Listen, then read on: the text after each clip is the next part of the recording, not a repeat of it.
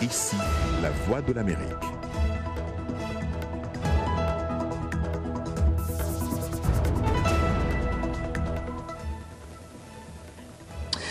Madame, mademoiselle, monsieur, bonsoir et bienvenue. Jacques Aristide avec vous, ravi de vous retrouver dans Le Monde aujourd'hui en ce jeudi 9 juillet 2020 à la une de l'actualité ce soir.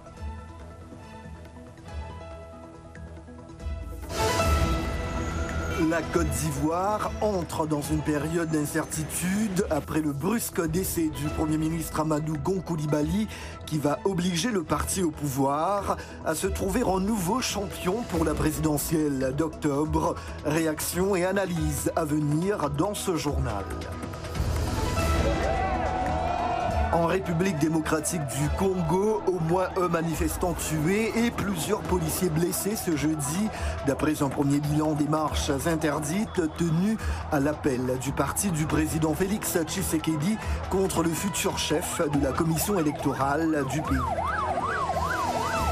La Cour suprême américaine autorise un procureur new-yorkais à obtenir des documents sur la situation financière du président Donald Trump, mais refuse d'accorder le même droit à la Chambre des représentants à majorité démocrate.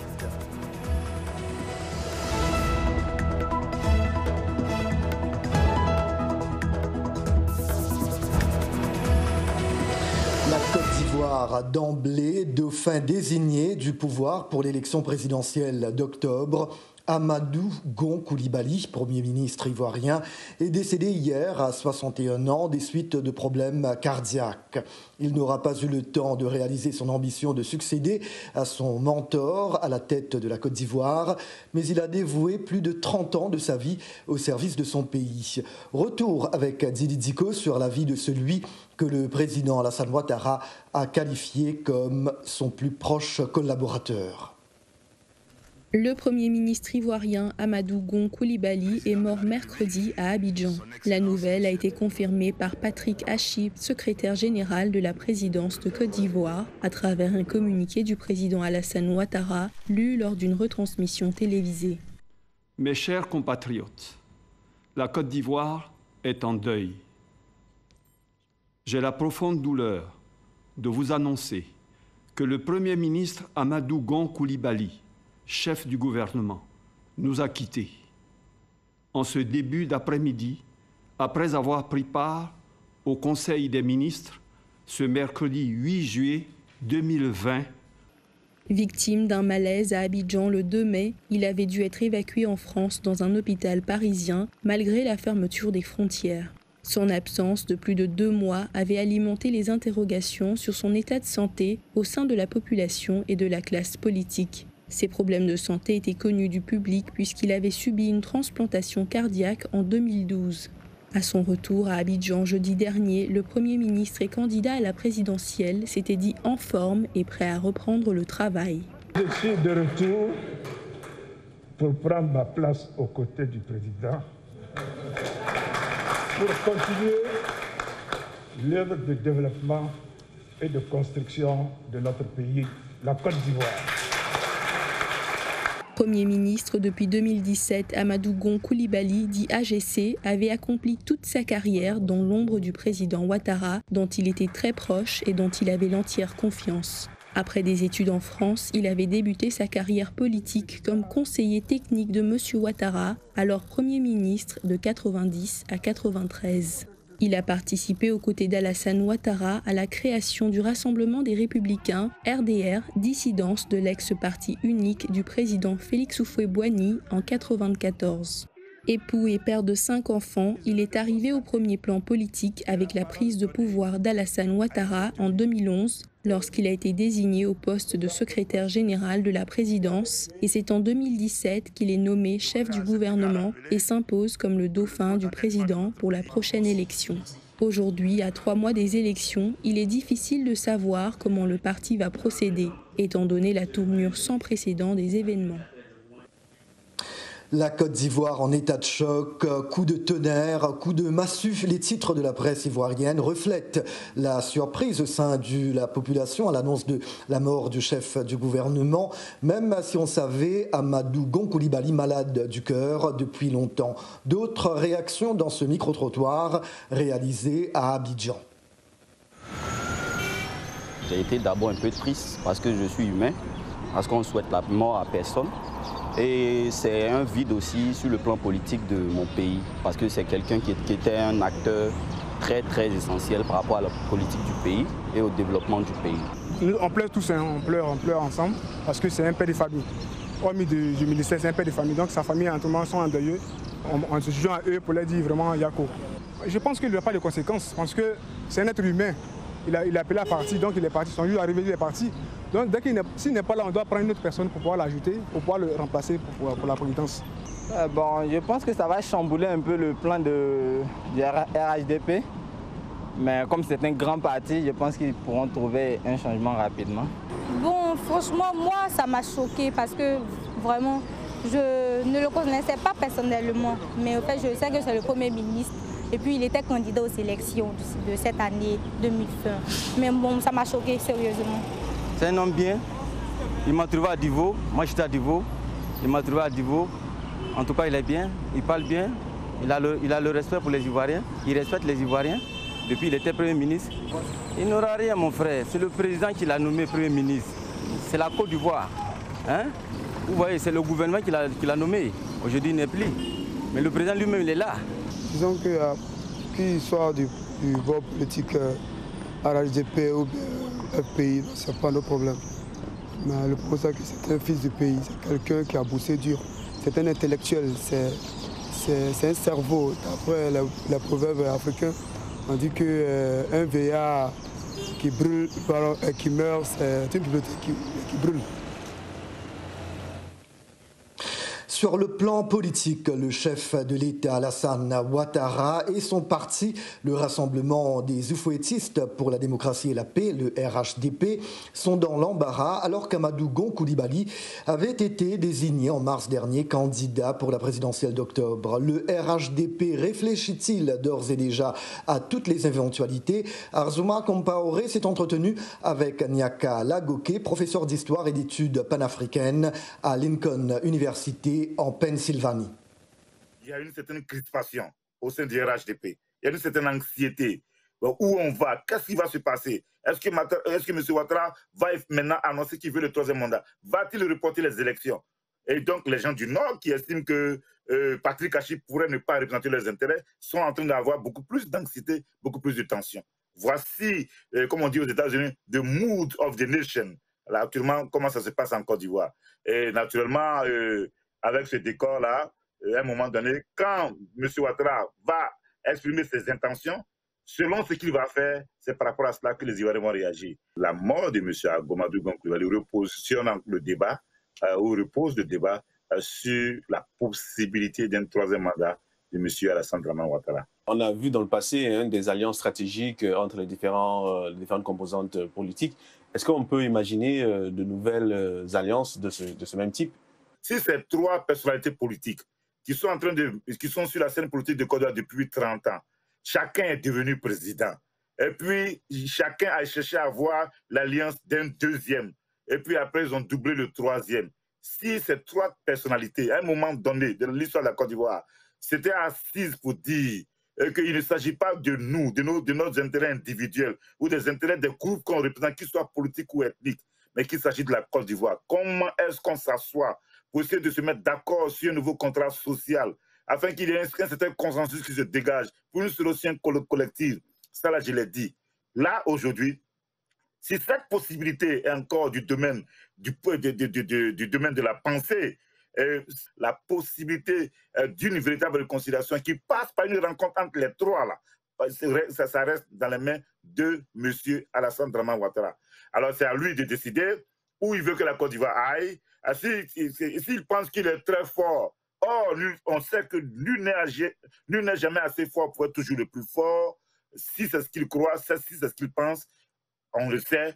La rue, aujourd'hui, on est dans un contexte de révolution.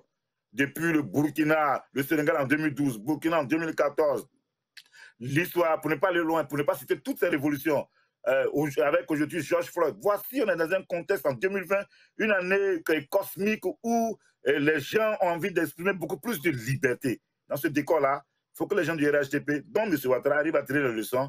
Et voilà, donc voilà ce que je peux dire par rapport à cette question, à la question que vous avez posée. La question de Guillaume Soro, possible, retour ou pas? Soro Guillaume, la seule possibilité pour Soro, c'est s'il y a un changement de régime à Abidjan. C'est-à-dire que quand on parle, il faut qu'on parle de façon claire. Parce qu'il est clair que M. Ouattara ne veut pas de lui, même son membre. S'il a un avenir politique, c'est s'il arrive à survivre à M. Ouattara qui pourrait être emporté soit par un soulèvement populaire, soit par un coup d'État. Ailleurs dans l'actualité, l'armée tchadienne est de nouveau meurtrie par une attaque djihadiste 3 mois après avoir assuré avoir chassé les éléments du groupe nigérian Boko Haram de son territoire. Hier, au moins 8 de ses soldats ont été tués et une dizaine blessés au passage de leur véhicule sur une mine à Kalam dans la région du lac Tchad. Djamena attribue l'attaque à Boko Haram. Plus tard, dans la même journée d'hier, des échanges de tirs ont également eu lieu entre des djihadistes et l'armée tchadienne à Bakaram dans la même région. L'armée tchadienne n'avait pas essuyé de pertes sanglantes depuis la terrible attaque d'une de ses bases à Bohoma le 23 mars dernier où 98 soldats avaient péri. De nouvelles tueries en République démocratique du Congo également. Une vingtaine de civils ont été abattus en Ituri hier. Le massacre a eu lieu dans le territoire de Djougou, dans la province de Bunia. L'attaque a été attribuée à des miliciens de la Codeco, coopérative pour le développement du Congo, accusés de la plupart des massacres dans cette région où des centaines de personnes ont été la cible de crimes contre l'humanité pouvant relever de la Cour pénale internationale d'après l'ONU. Toujours en République démocratique du Congo, des marches interdites tenues à l'appel du parti UDPS du président Félix Tshisekedi ont été dispersées aujourd'hui dans plusieurs grandes villes du pays. Au moins un protestataire a été tué et plusieurs policiers blessés d'après des sources hospitalières et onusiennes. Le manifestant a été tué dans la deuxième ville du pays, la capitale économique Lubumbashi. À Kinshasa, un policier a été lynché après avoir tiré sur les manifestants. Un porte-parole de la police a affirmé qu'un policier est dans un état grave. D'après l'UDPS, il y a eu 3 morts parmi les manifestants à Kinshasa. Information non confirmée dans l'immédiat par d'autres sources. Le secrétaire général de ce parti, Augustin Kabouya, demande la démission du ministre de l'Intérieur, Gilbert Kankondé, pourtant issu des rangs de l'UDPS. Les manifestants rejettent le choix porté sur Ronsard Malonda comme nouveau président de la commission électorale. Il accuse d'avoir participé à de présumées fraudes électorales. Les marches ont également gagné la région du Kasaï, fief du président Tshisekedi et de l'UDPS. Nous écoutons quelques-uns de ces manifestants dans la capitale congolaise. Nous sommes venus pour revendiquer l'existence de Ronsard Malonda au niveau de la CENI. C'est la raison pour laquelle nous lançons cet appel à l'Union européenne et à la communauté internationale de venir enlever cette cacophonie de M. Kabila avec son FCC. Donc c'est-à-dire Kabila avec son FCC sont en train de bloquer le système. Et puis ils ont préféré de mettre M. Ronsard Malonda au niveau de la CENI pour nous bloquer aux élections en 2023. C'est l'une des raisons que l'UDPS a été créée pour défendre l'intérêt du peuple et combattre tous les anti-valeurs. Majorité mécanique. Les FC. Ils ont oublié la majorité du peuple. Ils ont oublié le tribunal populaire. Les gens prennent le contrôle. Regardez, regardez, regardez ce que font les gens. Telle est la justice populaire. C'est le consentement et nous disons non à Malonda. Malonda T. Nous sommes ici parce que nous n'allons pas faire passer des lois injustes. Nous n'allons pas faire passer les gens bien préparés par les FCC. Les Congolais et l'UDPS sont sortis dans la rue pour manifester leur mécontentement.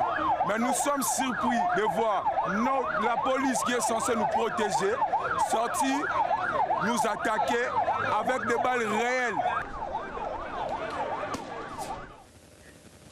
La Cour suprême des États-Unis a jugé ce jeudi qu'un procureur new-yorkais était en droit de réclamer les archives comptables du président américain Donald Trump, y compris ses déclarations d'impôts, mais a bloqué pour l'instant le transfert au Congrès.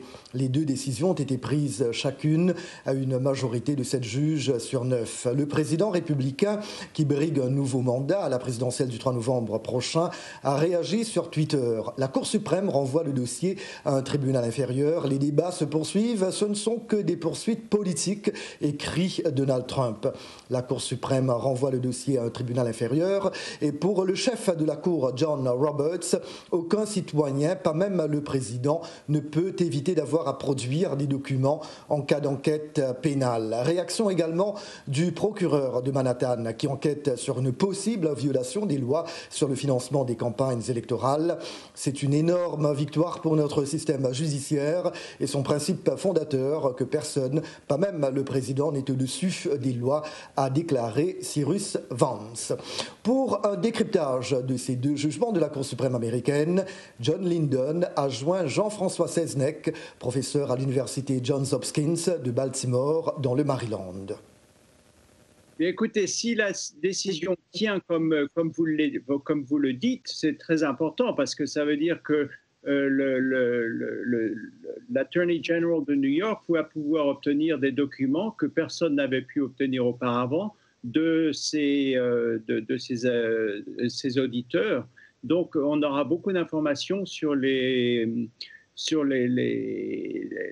transactions financières de Donald Trump avant qu'il soit président, bien sûr, mais des transactions très intéressantes, surtout avec la banque Deutsche Bank, et savoir peut-être expliquer pourquoi la banque lui a prêté tant d'argent avec pour si peu de raisons.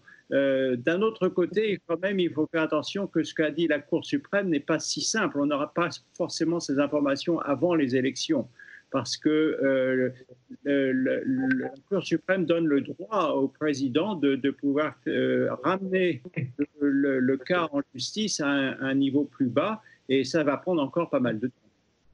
Alors, sur un autre plan également, cette même Cour suprême n'a pas accédé aux demandes des démocrates qui veulent à tout prix avoir les déclarations de revenus de Donald Trump.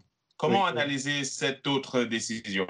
Écoutez, je crois que la Cour suprême, qui a quand même voté à 7 contre 2, donc il y a pas mal de gens plutôt pro-libéraux, si vous voulez, qui n'ont pas voté dans le sens que les démocrates auraient aimé, mais ils ont dû penser simplement que c'était une décision trop politique, vraiment pour pouvoir donner raison aux démocrates, et que les démocrates attaquaient le président plutôt pour des causes politiques que pour des causes financières réelles.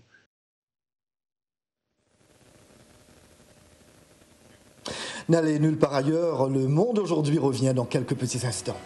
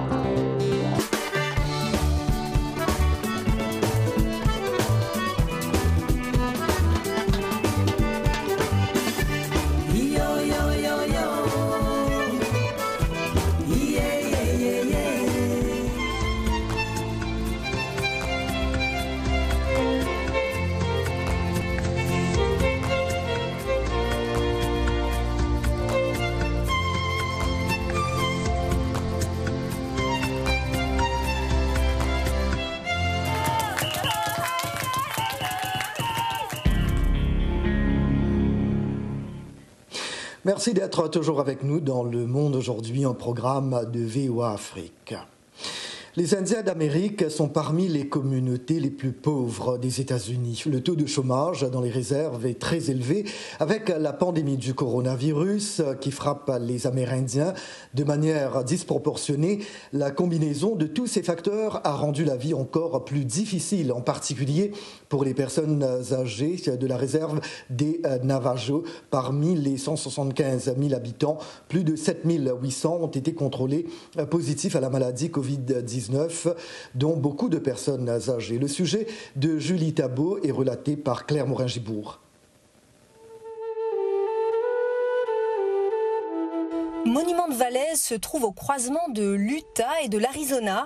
Ces rochers aperçus dans nombre de westerns sont les joyaux de la nation Navajo, le plus grand territoire amérindien des États-Unis. Mais le parc est désormais vide et son accès interdit.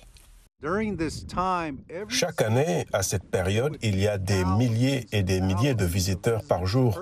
Mais à cause de la pandémie, tous les sites touristiques sont fermés.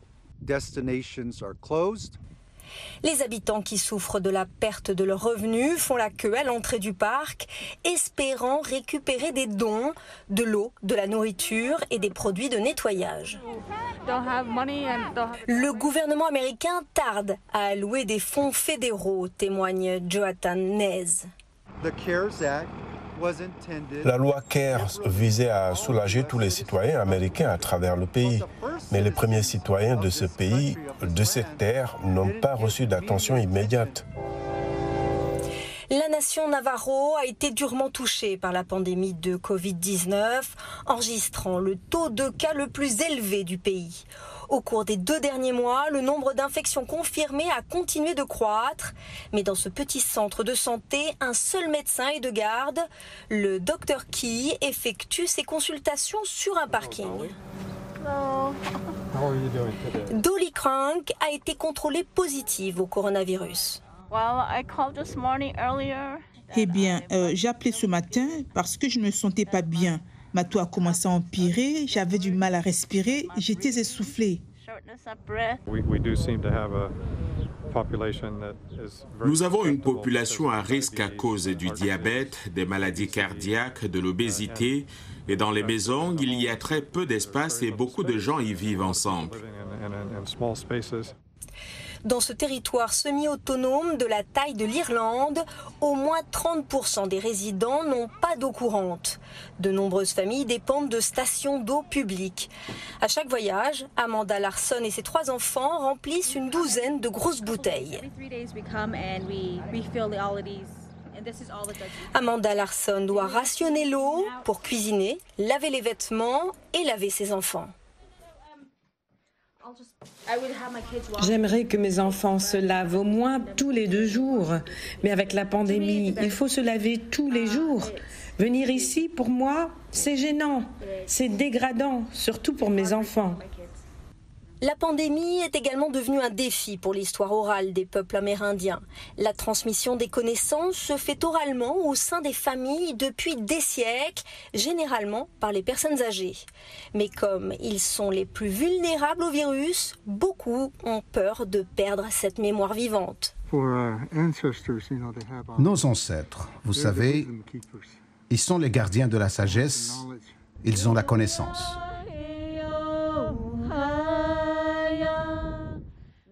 Les familles Navajo chantent et prient pour protéger leurs aînés. Et ils restent confinés chez eux au milieu des grands espaces de l'Ouest américain.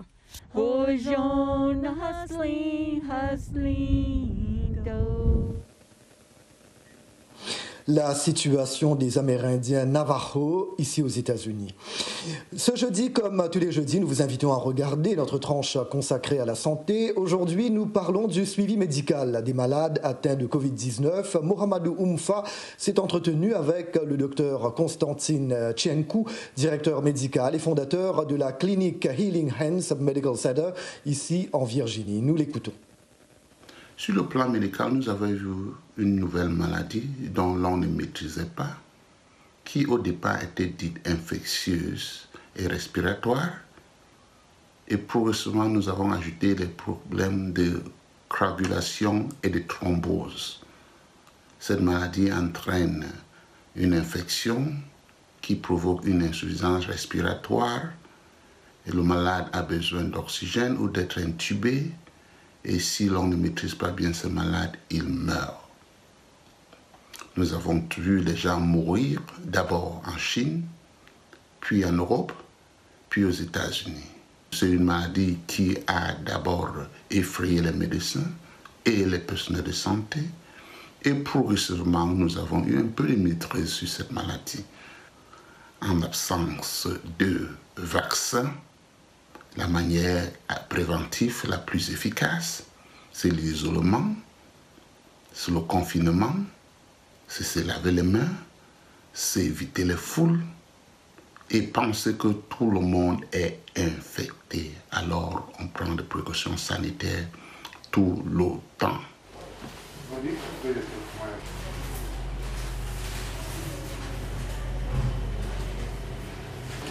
Nous avons eu quelques manquements parce qu'au départ, on pensait que c'était une maladie strictement respiratoire, alors que ce qui a tué la plupart des malades, c'était des microthromboses au niveau des poumons.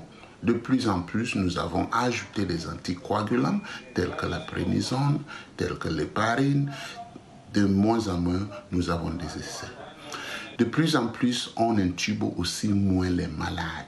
Nous manageons les malades avec l'aide d'oxygène, avec des médicaments, sans toutefois prendre contrôle de leur système respiratoire. Alors, nous avons des résultats meilleurs.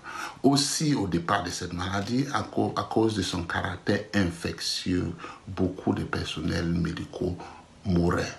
De plus en plus, nous avons des équipements de protection, nous avons des gants, nous avons des masques, nous avons pris beaucoup plus de précautions pour que le personnel médical soit moins handicapé.